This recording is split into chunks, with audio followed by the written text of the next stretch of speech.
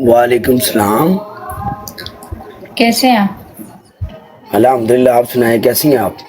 अल्हम्दुलिल्लाह ठीक। आप कहाँ से हैं? मैं अल्लाह की जमीन पे और आसमान के नीचे।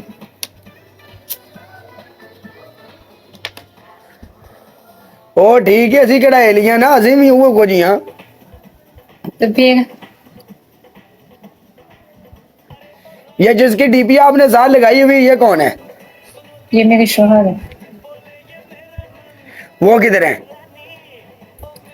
वो अभी बिजी है।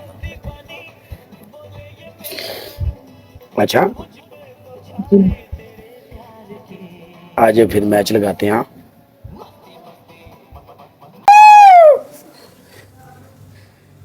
आई लव यू मियाँ, तेरी जिंदगी दी खैर। मियाँ को बूस्टर है। मियाँ मियाँ अवैस प्यारे भाई, आई लव यू मेरी जान दे टोटे।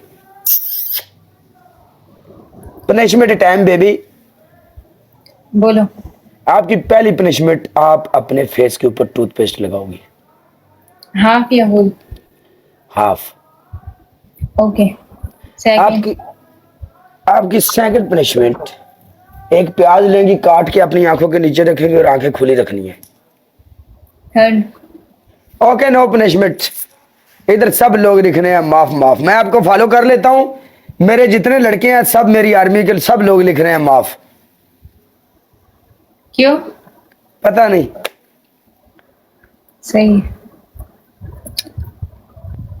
Okay bye. हाँ ओके।